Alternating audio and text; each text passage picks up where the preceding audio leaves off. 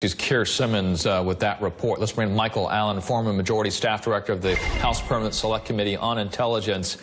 You were watching that along with me here, Michael. Your thought on what Keir was able to, if you will, get from pursuing Mr. Gorkov, again, not wanting to answer any of Keir's questions along the way. Your reaction?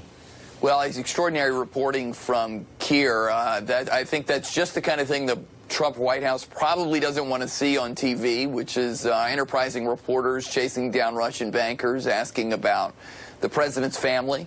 But it looked like, I don't know that he got any news or any clarification on whether it was an economic-type meeting or a political meeting or both. But it was certainly an interesting line of inquiry that we'll hear more about in the coming months. A big question, as Keir was trying to get an answer or reaction from. Another point here, though, since we are talking about Russia, we're talking to individuals from Russia, and that is the President, Vladimir Putin.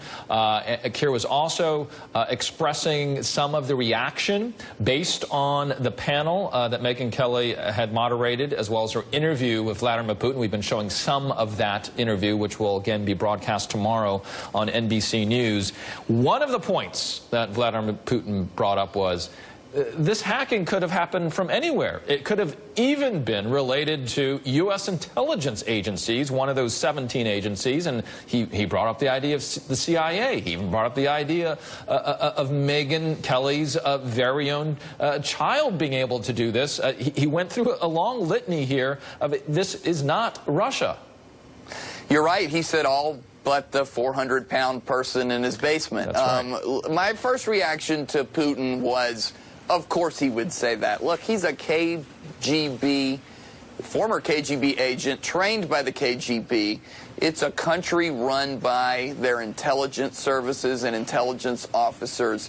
They're having a field day. They don't want democracy set loose in their neck of the woods, and so they love this spectacle that they've in part caused, which is to portray democracy here in the United States as disorderly and uncertain.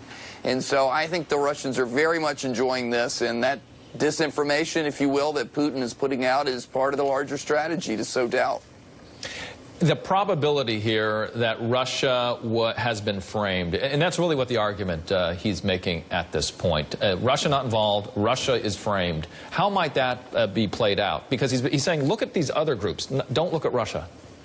Well, I think it's unfortunate, and I hope that we won't hear anyone in the United States following up on that line of argumentation. I have a feeling that's why he put it out there, in hopes that other people would say, hey, yeah, you know what, maybe that was someone that wasn't Russia. Our intelligence communities are very certain on this fact. It sounds like everyone inside the administration is united behind the assessment of our intelligence community that it was indeed Russia. But listen, Russia may have favored Donald Trump over Hillary Clinton, but they're still not friends of the United States or even really friends of the Trump White House, even though it might seem that way at times when you see some of the pictures that have come out. Russia is trying to oppose us around the world, Syria, Afghanistan, Libya, certainly in Europe and the rest. And so, unfortunately, they're a strategic adversary, and they're going to stay that way. And as we look at what President Vladimir Putin has said, and in terms of the panel and what we've released of that interview with Megyn Kelly, we will learn a lot more when we play that full interview tomorrow on NBC News at 7 p.m. Thank you so much, Michael Allen, for giving us your perspective based on your experience on what has been said so far Sunday night with Megyn.